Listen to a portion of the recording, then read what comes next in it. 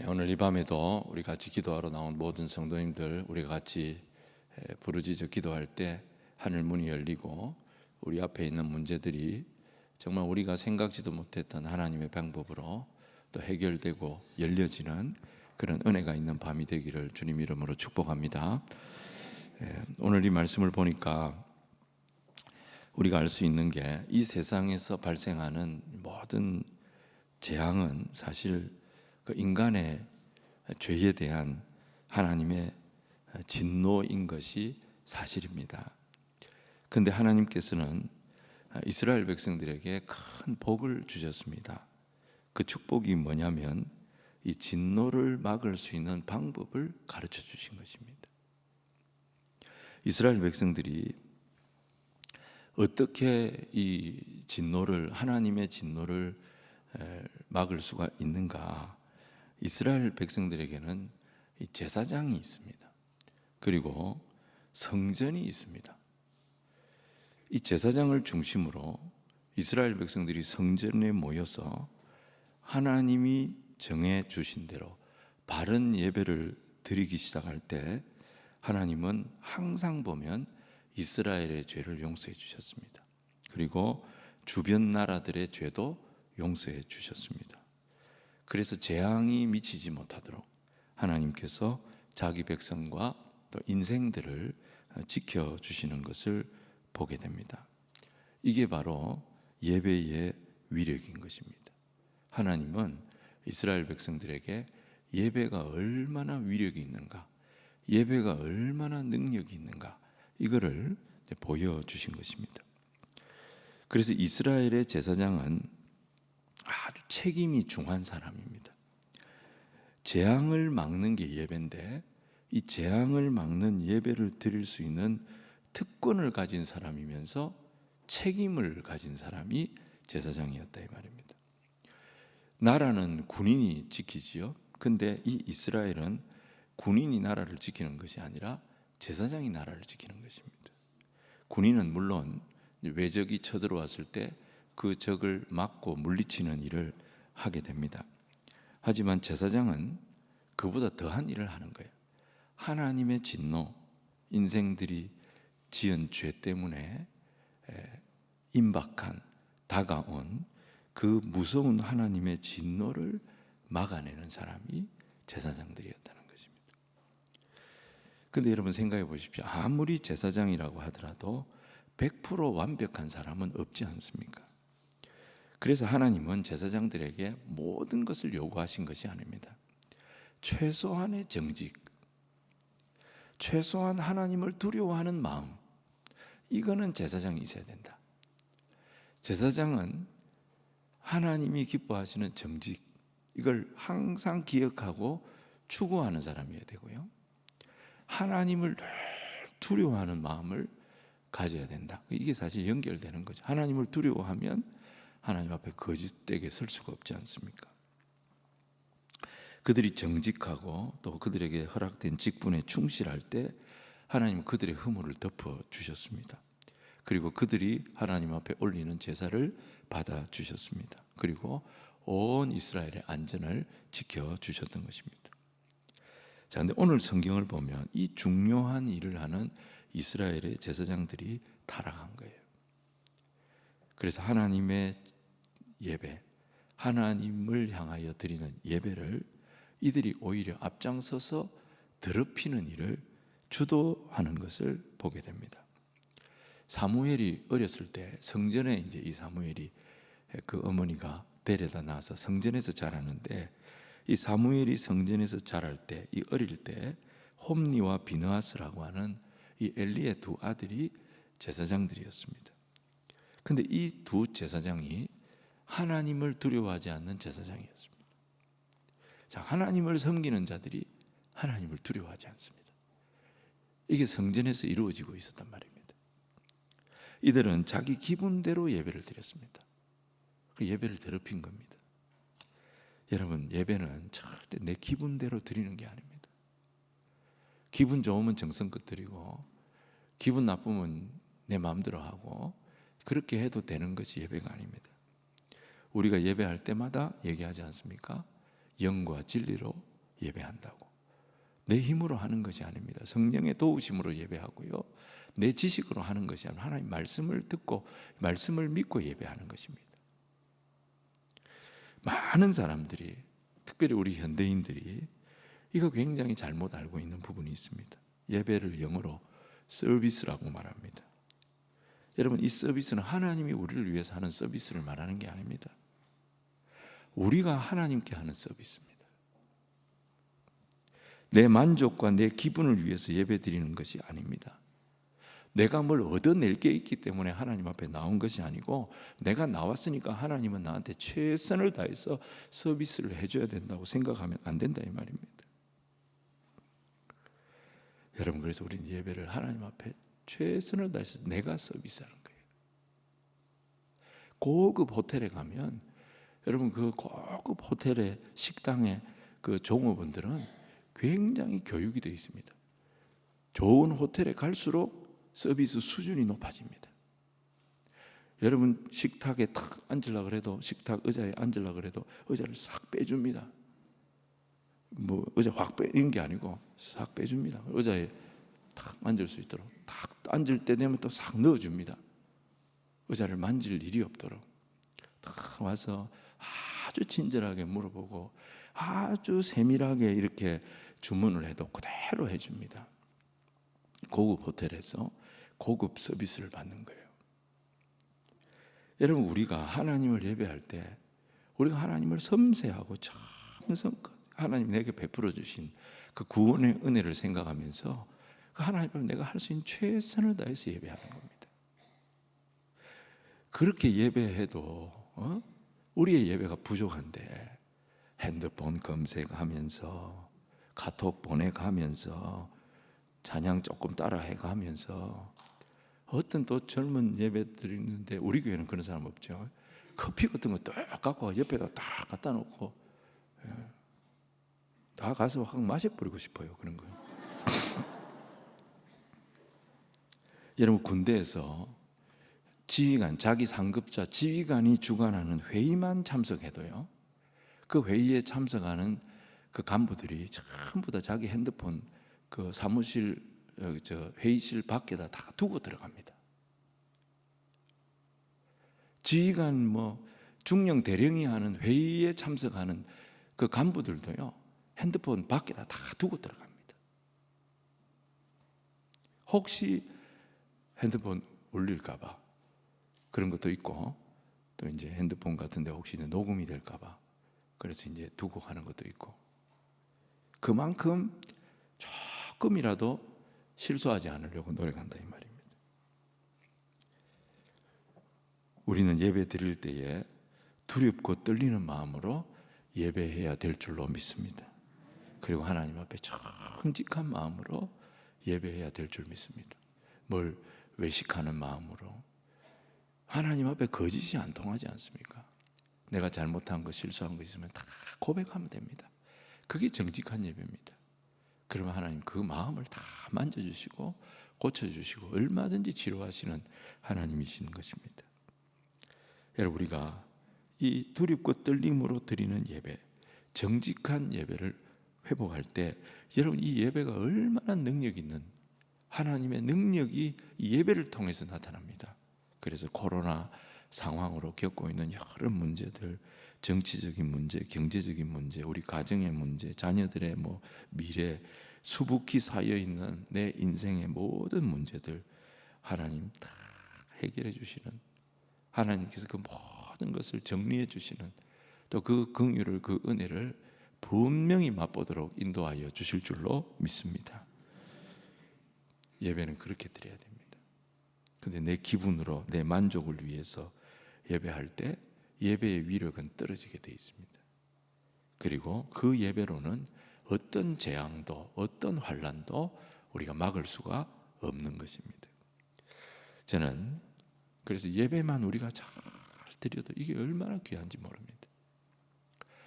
우리 코로나 때문에 예배가 많이 흔들렸습니다. 그렇죠? 사실 우리가 만든 말이죠. 대면 예배, 비대면 예배. 세상에 비대면 예배가 어디 있습니까? 다 하나님 앞에서 드리는 예배지 않습니까? 온라인으로 예배를 드린다 하더라도 그건 다 대면 예배입니다. 하나님 앞에서 드리는 예배입니다. 그래서 그런 말 우리 교회에서는 안 썼으면 좋겠어요. 대면 예배, 비대면 예배. 상황 때문에 온라인으로 이렇게 우리가 사람 보고 예배 드리는 거 아니지 않습니까? 하나님 앞에 예배하는 거지 않습니까? 우리가 하나님 앞에서 드리는 예배를 회복한다면 여러분 우리 울산교회는 지금까지 해온 일보다 더 큰 일을 감당하는 복된 교회, 하나님 쓰시는 교회 될 줄로 믿습니다. 오늘 첫 번째로 우리가 생각할 것은 하나님을 무서워하지 않는 두 제사장, 우리가 한번 살펴봤으면 좋겠습니다. 우리가 오늘 읽진 않았습니다. 18절부터 읽었는데 12절을 보시면요, 이런 말씀이 있습니다. 엘리의 아들들은 행실이 나빠 여호와를 알지 못하더라, 이런 말씀이 있습니다. 여러분, 엘리의 아들들이 제사장 아닙니까? 근데 뭐라 그랬습니까? 여호와를 알지 못하더라 그랬습니다. 여러분, 엘리의 두 아들이 제사장인데 이들이 하나님을 알지 못한다는 게 무슨 말이겠습니까?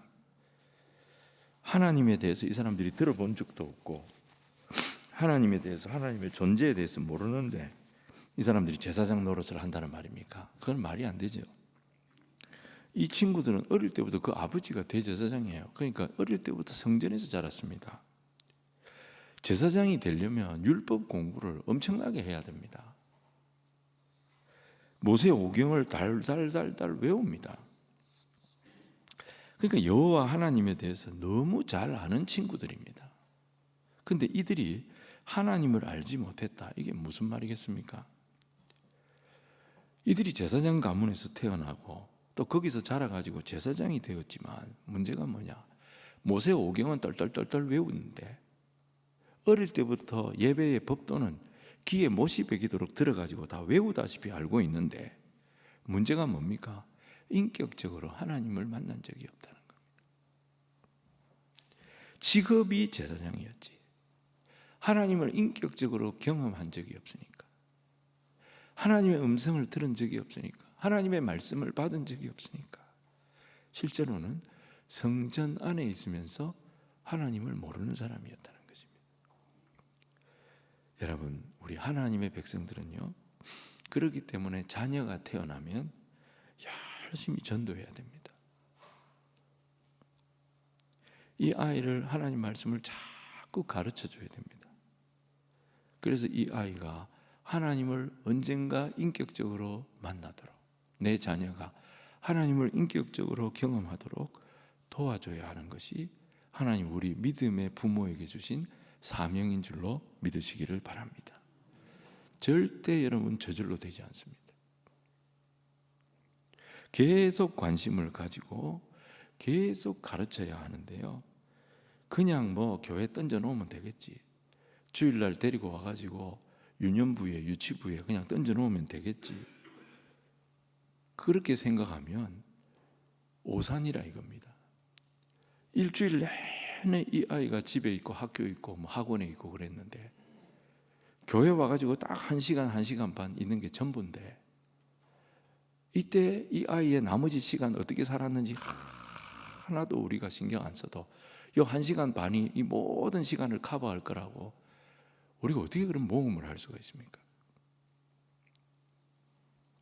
계속 관심을 가지고 내 아이의 영적인 상태를 체크하면서 이 아이에게 하나님 말씀을 가르치고 기도를 가르치고 찬송을 가르치고, 그렇게 하지 않았더니 여러분, 엘리의 두 아들은 제사장이었는데 하나님과 상관없는 사람이 됐다 이 말입니다. 여러분, 우리의 믿음이라고 하는 것은 죄에 대한 인식에서부터 시작이 되는 겁니다. 내가 죄인이라고 하는 사실은 하나님의 말씀을 들음으로부터 시작이 되는 것입니다. 성전이라고 하는 것은 하나님의 말씀이 선포되는 집입니다. 그런데 그 성전에서 살아있는 하나님의 말씀이 선포되지 않으니까 성전에서 태어나고 성전에서 자랐음에도 불구하고 내가 하나님 앞에 죄인이라는 인식이 없는 제사장을 만들었다 이 말이에요. 오히려 성전에 오래도록 이렇게 자라온 이것이 어떤 특권 의식만 딱 생기게 만들어 가지고 나는 특별한 존재다라고 하는 이상한 교만이 팽배한 그런 인물을 만들어 놨다는 것입니다. 여러분 13절 이후에 보면 이 홈리와 비느하스가 성전에서 행하는 만행을 이제 보게 됩니다. 제가 읽어볼게요. 그 제사장들이 백성에게 행하는 관습은 이러하니 곧 어떤 사람이 제사를 드리고 그 고기를 삶을 때에 제사장의 사환이 손에 3살 갈고리를 가지고 와서 그것으로 냄비에나 솥에나 큰 솥에나 가마에 찔러 넣어 갈고리에 걸려 나오는 것은 제사장이 자기 것으로 가지되 실로에서 그곳에 온 모든 이스라엘 사람에게 이같이 할 뿐 아니라 기름을 태우기 전에도 제사장의 사환이 와서 제사 드리는 사람에게 이르기를 제사장에게 구워 드릴 고기를 내라. 그가 네게 삶은 고기를 원하지 아니하고 날 것을 원하신다 하다가 그 사람이 이르기를 반드시 먼저 기름을 태운 후에 네 마음이 원하는 대로 가지라 하면 그가 말하기를 아니라 지금 내게 내라. 그렇지 아니하면 내가 억지로 빼앗으리라 하였으니 이 소년들의 죄가 여호와 앞에 심히 크면 그들이 여호와의 제사를 멸시함이었더라 이랬습니다.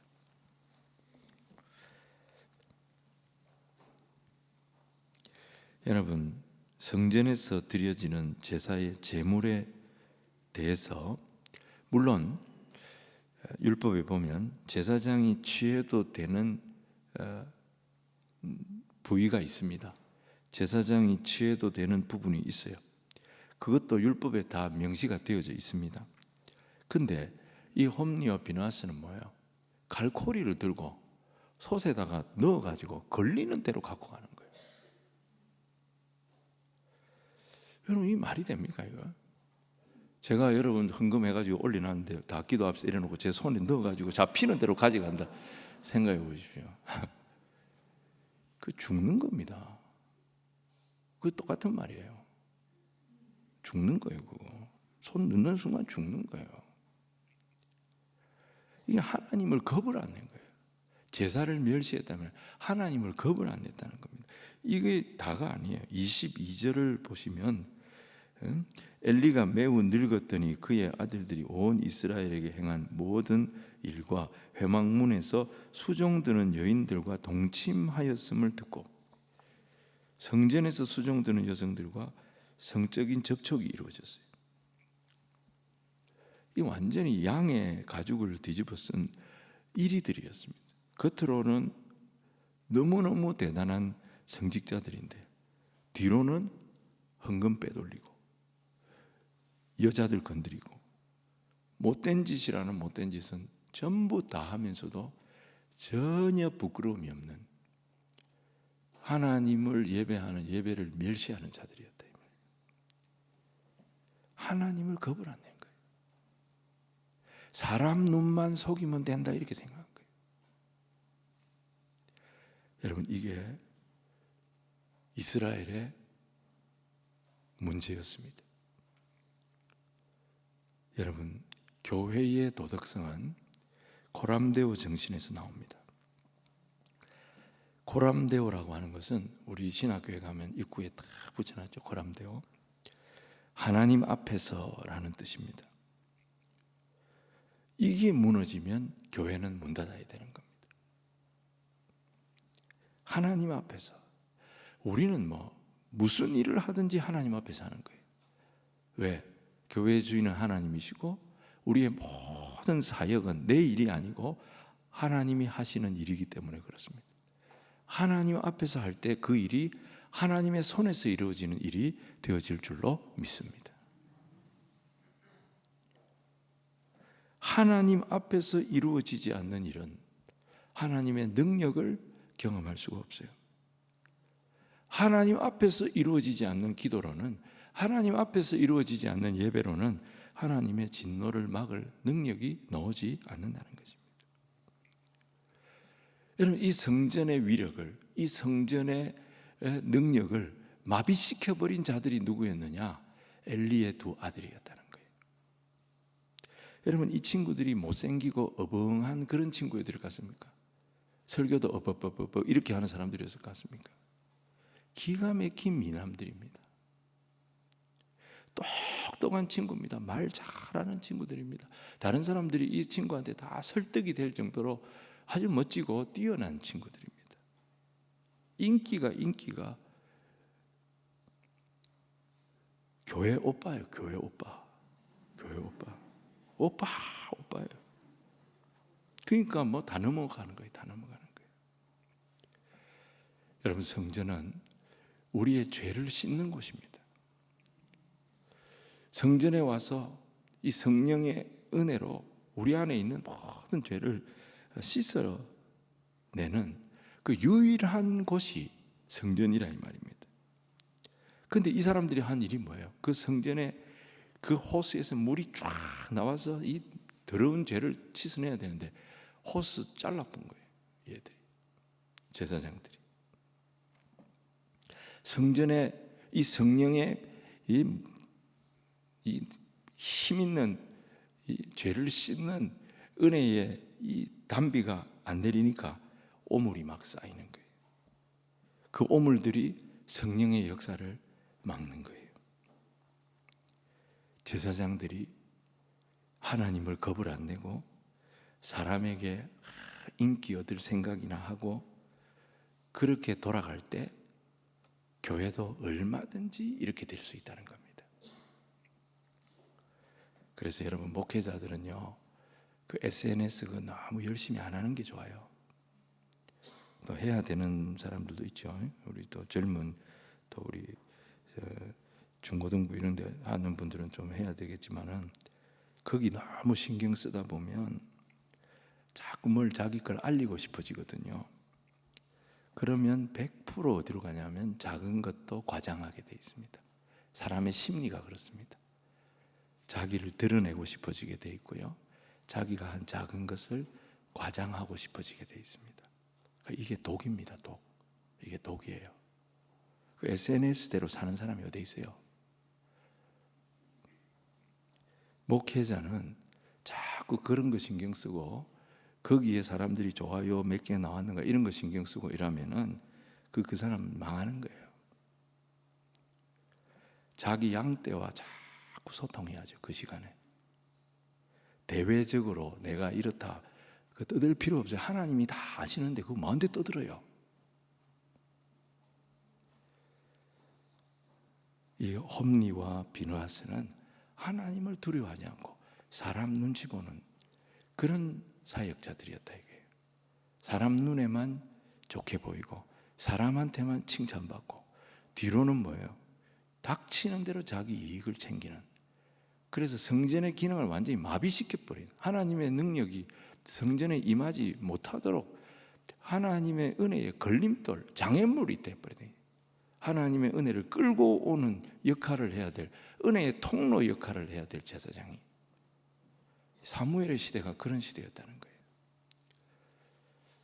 여러분, 어차피 제사장 역할을 100%는 아니지, 우리 다 마찬가지지만 교회 우리 교역자들이 특별히 이 일을 하지 않습니까? 여러분, 우리 교역자들 위해서 늘 저를 비롯해서 우리 사역자들 위해서 늘 기도해 주시기 바랍니다. 하나님 앞에 정직히 서고 하나님 두려워하는 그런 사역자 되어져서 정말 우리 울산교회 하나님의 은혜를 끌고 오는, 강단에 하나님의 말씀의 문을 여는 축복의 통로, 은혜의 통로로 다 쓰임받는 종들이 되게 인도하여 주옵소서. 기도하는 여러분, 아멘. 좀 작은 것 같습니다. 기도하는 여러분 되시기를 바랍니다. 예, 이 정도도 좀 사실 작습니다. 오늘 두 번째로 보면 성전이 이렇게 썩었는데요, 그 속에 아주 깨끗한 아이가 하나 자라고 있었습니다. 제사장들이 다 이제 이 모양이면 제사장 밑에 있는 사람들은 볼 것도 없겠지 않습니까? 윗물이 맑아야 아랫물이 맑다고. 정직하고 신실한 사람이 이런 제사장 밑에서 어떻게 나올 수가 있습니까? 근데 이게 또 아닙니다. 전혀 때묻지 않은 소년이 하나 그 성전에서 자라고 있었던 것입니다. 이의 이름이 사무엘이었던 겁니다. 다니엘이 왜 나옵니까? 다니엘 갑자기 자다가 일어나신 분 있는 것 같아요. 다니엘 깜짝 놀랐네. 다니엘이 왜 나와요? 다니엘 아직 나오려면 한참 몇백 년 걸리. 이 사무엘이 이스라엘을 살립니다. 여러분, 사무엘은 아직 제사장이 아닙니다. 성전에 그 심부름하는 아이입니다. 근데요, 얘가 달랐어요. 뭐부터 달랐냐? 오늘 성경에 딱 보니까 얘가 입은 옷부터 달랐습니다. 옷부터 달랐어요. 그 어머니 한나가 해마다 성전에 아버지 올라갈 때마다 옷을 지어서 보냈습니다. 이 세마포 옷을 지어서 보냈는데, 이 세마포 옷은 굉장히 깨끗한 옷이고, 또 아이가 관리하기에는 굉장히 까다롭고 어려운 옷입니다. 어른도 감당하기가 쉽지 않은 옷인데, 어머니 한나는 해마다 이 세마포 옷을 직접 지어가지고 성전으로 보낸 겁니다. 이 옷은 순결을 의미합니다.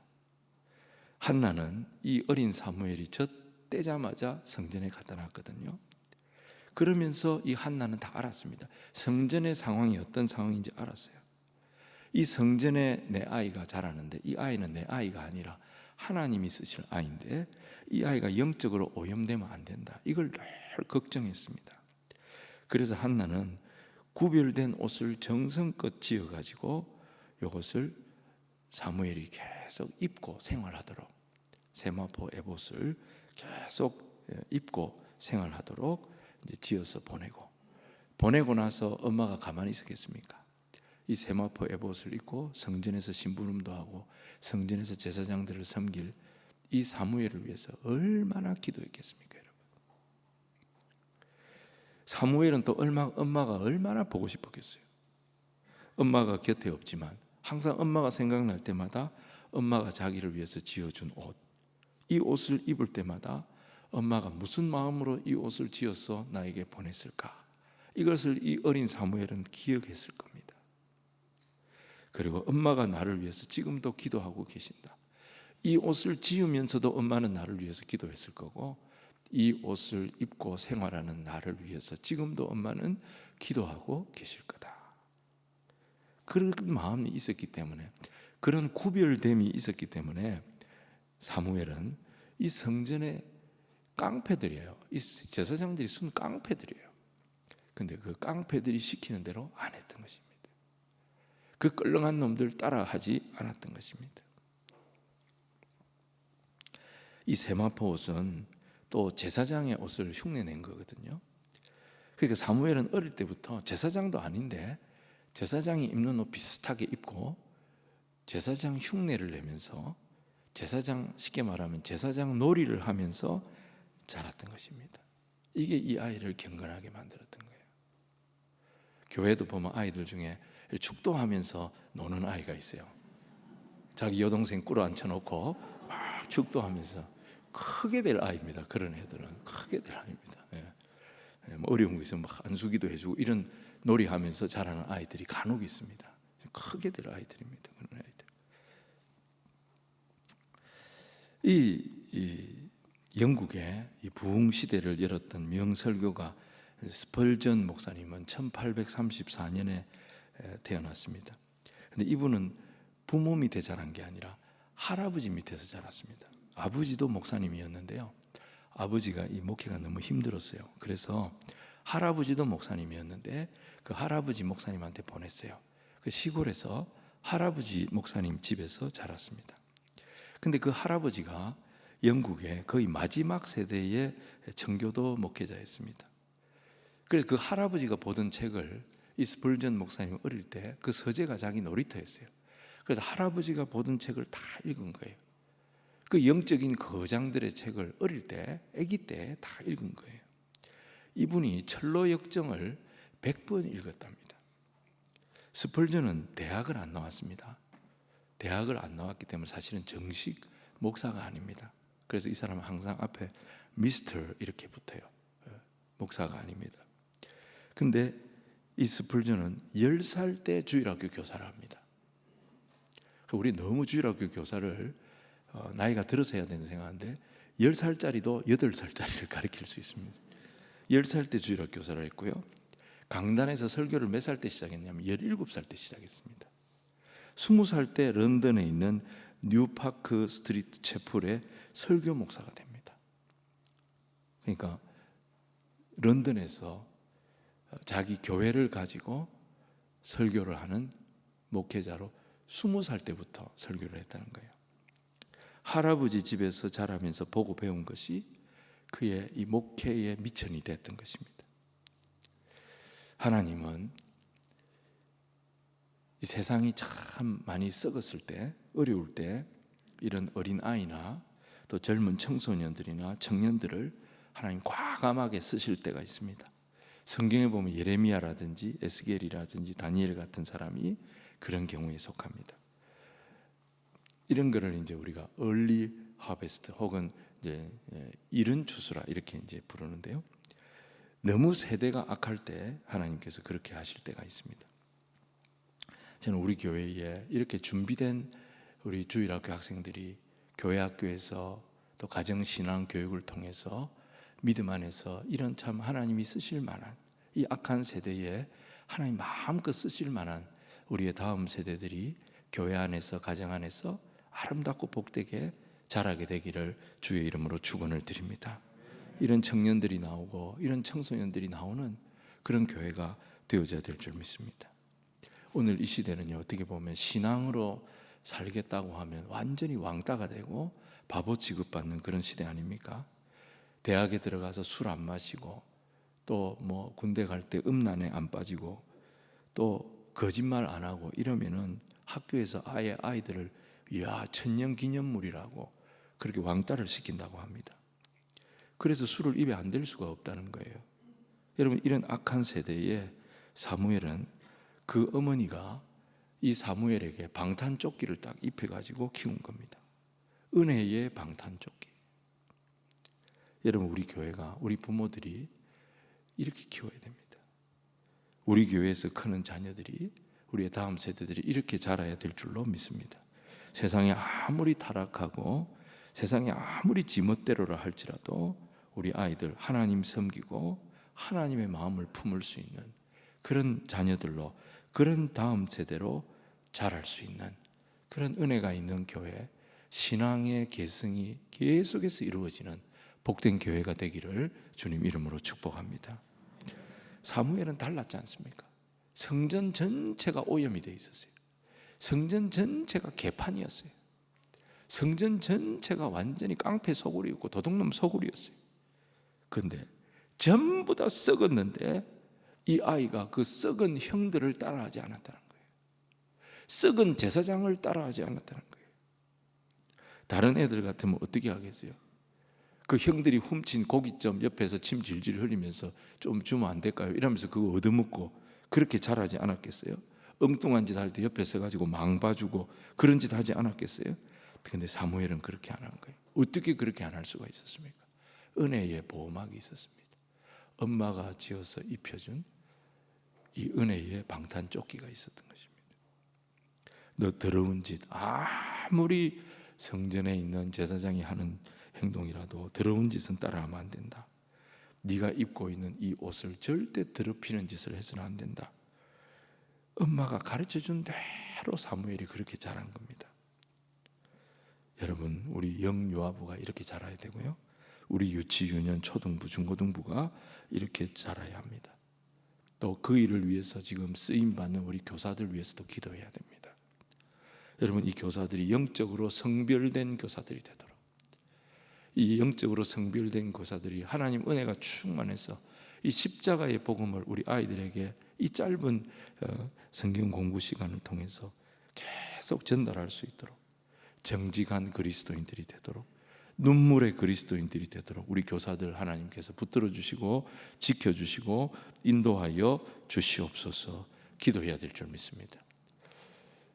우리 교사들이 살아야, 교회에 이 교사들이 신바람이 나서 어린이들 신방하고 어린 영혼들 위해서 기도하고 말씀 준비 열심히 해서 가르치고, 그렇게 될 때 교회가 소망이 있는 거예요. 그래서 어떻게 보면 교회에서 여러 봉사 직분이 다 중요하지만 교사만큼 중요한 게 없는 거예요. 뭐 영유아부 얘기 들어보니까 교사 수급이 내년에 굉장히 힘들어질 것 같아. 교사들의 3분의 2가 그만두려고 한다. 이런 얘기 하는데 절대 그렇게 하지 마시기 바랍니다. 오늘 영상을 보고 여기 참석해 있는 영유아부 교사들 있으면 100% 다 내년까지 지원하시기를 바랍니다. 뭐 우리가 해주는 건 없어도 하늘의 상급이 클 줄로 믿습니다. 하늘의 상급 클 줄로 믿고 여러분들 열심히 내년에도 잘 섬겨주시기를 바라고, 또 이런 교사를 하기를 희망하는 분들이 자꾸 생겨나고, 그래서 이 교사도 되려면 막 경쟁률이 학교 선생님 되는 것 이상으로 막 경쟁률이 치열하고, 군대 갔다 온 사람 가산점 주고 이런 거 막 그렇게는 안 해도 정말 좀 교사가 인기 있고 교사가 되고 싶어하는 그런 교회 되길 바랍니다. 사무엘은 분명히 달랐습니다.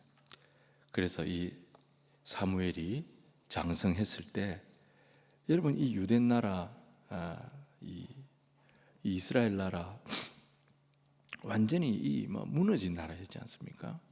그걸 살려내는 사람이 누구였냐면 바로 이 사무엘이었습니다. 두 왕의 머리에 기름을 부었고 다윗의 머리에 기름을 부어가지고 이스라엘을 영적으로 부흥시키는, 완전히 나라의 틀을 바꾸는 그 일을 해냈던 선지자, 제사장이 바로 이 사무엘이 되어졌던 겁니다. 여러분, 우리가 우리 자녀들 위해서 우리가 해줄 수 있는 게 기도밖에 없어요. 사무엘의 엄마가 세마포 에봇을 입혀놓고 그 멀리 떨어져 있지만 계속해서 성전에 있는 아들을 위해서 기도한 것처럼, 우리도 우리 자녀들, 다음 세대를 위해서 기도를 쉬지 않는 그런 부모님들이 되어져야 되겠고, 믿음의 좋은 교사들이 세워지도록 기도로 섬기고 후원하는 우리 교회가 되어져야 될 줄로 믿습니다. 마지막 세 번째로, 이 제사장의 죄를 하나님 용서하지 않는 것을 보게 됩니다. 여러분, 내리막길에서는 악셀레터 안 밟아도 차가 저절로 내려가지 않습니까? 근데 이제 이걸 가만 놔두면 속도가 이제 과해지죠. 그래 되면 나중에는 브레이크가 이제 과열이 돼가지고 터지면 대형 사고가 납니다. 사람이 완전할 수가 없어요. 처음에는 죄를 지으면 굉장히 가슴이 두근거리고 겁이 나고 그렇습니다. 근데 그때는 회개가 되고 그때는 치료가 됩니다. 근데 한 번 짓고 두 번 짓고 세 번 짓고 이렇게 반복이 되면 마음이 돌처럼 굳어지기 시작합니다. 이 죄가요, 면역이 생기기 시작합니다. 낯이 두꺼워지고 뻔뻔해지기 시작합니다. 나만 죄 지었냐? 나만 그래? 이런 식으로 나옵니다. 그래서 고개 딱 들고 부끄러운 줄을 모릅니다. 오히려 억울하다 그럽니다. 나만 그런 거 아닌데, 내가 들켰을 뿐이고 다 여기 죄 짓는 사람들인데 나만 그러냐고, 내가 억울하다고 큰 소리를 칩니다. 여러분, 사람이 진짜 무섭습니다. 요 단계가 되면요, 치료가 안 됩니다. 브레이크 터진 그 차량과 같습니다. 22절에 우리가 읽었는데 22절을 보시면 엘리가 이 내용을 다 들어서 알고 있었습니다. 아버지가. 근데 이 엘리의 두 아들 문제가 심각하다는 거 알고 있었는데 엘리는 그거 알면서도 책망이 너무 가벼워요. 책망이 너무 점잖해요. 23절부터 한번 보시면 이렇습니다. 그들에게 이르되 너희가 어찌하여 이런 일을 하느냐? 내가 너희의 악행을 이 모든 백성에게서 듣노라. 내 아들들아, 그리하지 마라. 내게 들리는 소문이 좋지 아니하니라. 너희가 여호와의 백성으로 범죄하게 하는도다. 사람이 사람에게 범죄하면 하나님이 심판하시려니와 만일 사람이 여호와께 범죄하면 누가 그를 위하여 간구하겠느냐? 이렇게 얘기한 거예요. 누구든지 자기 자식은 기우은 법이죠.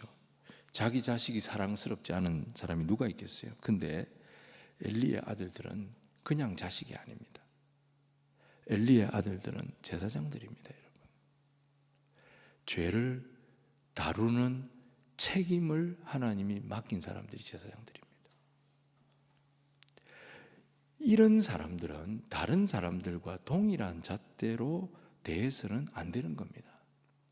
다른 사람들도 이만한 죄를 짓고 사니까 제사장도 이만한 죄를 짓고 살아도 뭐 잘못됐냐 이렇게 생각하면 안 된다는 거예요. 왜냐하면 제사장은 그 나라의 또 그 민족의 그 사회의 죄를 다루는 사람들이라 이 말입니다.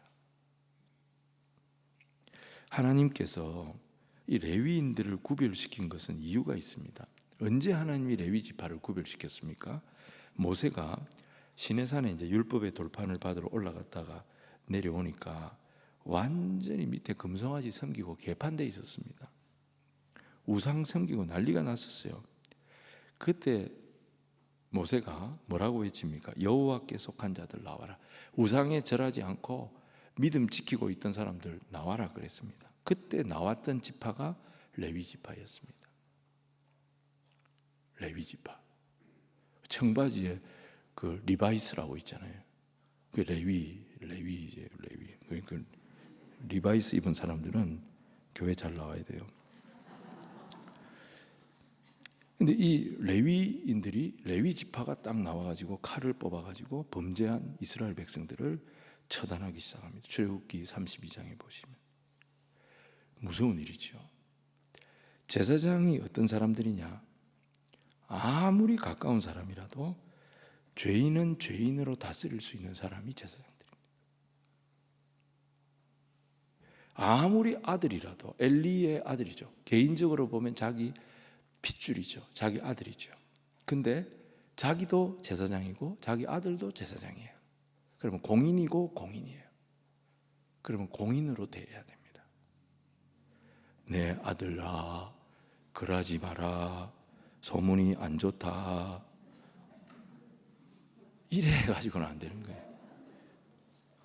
결국 홈리와 비느하스, 아버지가 이런 식으로 교육을 했더니 홈리와 비느하스가 어떻게 됩니까? 나중에 블레셋과 전쟁할 때 법궤 메고 전쟁터 나가지요. 거기서 전사하지 않습니다. 하나님 내버려 두시지 않았습니다. 기회를 주셨는데 엘리도 그 기회를 못 살렸고 홈리와 비느하스도 그 기회를 못 살렸어요. 결국 그들이 전사합니다. 엘리는 어떻게 됩니까? 자기 아들들이 전쟁터에 나갔다가 죽었다. 그리고 메고 갔던 법궤를 빼앗겼다. 이 소식을 듣는데 뒤로 자빠져 가지고 이 사람도 목이 부러져서 죽습니다. 죄가 이렇게 무서운 것입니다. 제사장의 죄는 더 무서운 것입니다. 음부의 권세를 이기라고 하나님께서 제사장들에게 권세를 주신 거예요. 죄를 막고 이 죄를 처리하는 그런 역할을 감당하라고 하나님께서 구약시대 제사장들을 세우신 거예요. 그러면 그 권세는 거기에 써야 되는 거예요. 죄를 붙잡고 이스라엘 백성의 죄를 붙잡고 우는 자들이 제사장들이 돼야 되고 그 죄를 씻어달라고 하나님 앞에 호소하는 자들이 제사장들이 돼야 돼요. 그 죄로 애통하고 죄를 미워하는 자들이 제사장들이 돼야 돼요. 근데 제사장이 교회가 죄에 대해서 흐물흐물하고 죄를 또 용납하고 그건 사랑이 아닌 것입니다. 제사장이 그렇게 해버리면 성도들은 하나님을 겁을 안 냅니다. 죄의 기준이 없어져 버립니다. 예수님은 이런 말씀하셨어요. 말로 인자를 거역하면 사하심을 받겠지만 성령을 회방하는 자는 오는 세상에서도 영원히 사함을 받지 못한다. 이런 말씀하셨습니다. 이게 아주 어려운 말씀인데 이게 예배 더럽히는 겁니다. 죄를 용납하는 것입니다. 여러분, 죄는 용납하지 않습니다. 하지만 회개하고 돌아왔을 때 그게 그 사람에게 상처를 주는 행동을 하면 안 되는 거예요. 회개하고 돌아왔을 때 교회는 그 사람을 맞아주는 거예요. 받아주는 거예요. 근데 회개하지도 않은 사람을 교회가 받아준다? 그건 성령을 회방하는 겁니다. 하나님 주의 몸된 교회를 욕보이는 겁니다. 우리는 기억해야 됩니다. 제사장의 죄를 용납하지 아니하시고 우리가 우리 교회를 위해서 기도할 때 이 은혜의 울타리가 견고하여지도록 기도해야 됩니다. 얼마든지 마귀 사탄은 교회를 공격합니다. 죄의 기준이 없어지도록, 하나님 앞에 죄의 기준이 없어지도록, 하나님 앞에 뻔뻔한 자들이 되도록. 여러분, 우리 교회는 애통하는 교회가 되어져야 될 줄 믿습니다. 하나님 앞에 우는 교회가 되어져야 될 줄 믿습니다. 세상이 그러니까 그런 말 하지 마시기 바랍니다. 세상이 아무리 그래도 하나님의 백성은 하나님의 백성의 도리를, 주의 말씀의 도리를 지키는 저희가 되게 하여 주옵소서. 우는 교회 하나님께서 찾으시는 줄로 믿습니다. 여러분, 우리에게 위대한 약속이 있습니다. 이 약속을 붙잡고 순전한 마음으로 정직하게 엎드리는 예배, 여러분, 이 예배, 하나님 앞에 내가 정성을 다해서 서비스하는, 신령과 진리로 드리는 예배, 하나님 그 예배를 기다리십니다. 정직한 예배, 겸손한 예배, 하나님 말씀 앞에 무릎 꿇고 하나님 앞에 진정을 다해서 드리는 예배, 하나님 그 예배를 받으시고 우리에게 은혜를 주십니다. 목회자부터 교회에서 직분을 받은 모든 자들은 그 직분의 책임을 두려워해야 됩니다. 하나님 다 보고 계십니다. 사람 눈 피했다고 하나님 눈 피했다 생각하지 마시기 바랍니다. 직분을 받은 자들은 직분에 대한 값을 해야 되는 것입니다. 우리 하나님 능력의 하나님이에요. 하나님의 바른 말씀이 있고 목회자와 직분자들이 정직하게 하나님 앞에 엎드리기만 하면 반드시 길을 내어주시는 분이 우리를 사랑하시는 살아계신 하나님, 전능하신 하나님이심을 믿으시기를 바랍니다. 그래서 우리는 이 마음으로 하나가 돼야 되는 거예요. 그래서 교회가 살아나고 가정이 살아나고, 우리가 구해줘 홈즈 3주짜리 이제 이번 주 마지막인데 정말 이걸 이제 기폭제로 해가지고 우리 교회 학교가 살아나고, 또 가정에서 부모의 역할, 신앙을 어떻게 이 아이들에게 전수해야 될 것인지 이게 살아나고, 정말 이 예배 시간에 받은 말씀을 아이들과 같이 나누고 믿음으로 서로 이 말씀을 서로 교제하고, 이런 은혜가 살아나서 교회도 살고 가정도 살고, 또 하나님께서 우리를 이 시대와 이 열방을 향한 은혜의 통로, 축복의 통로로 사용해 주시는 그 하나님의 손에 탁 붙들리는 모세의 지팡이처럼 탁 붙잡히는 그런 저와 여러분, 우리 성도들 다 되시기를 주님 이름으로 축원을 드립니다.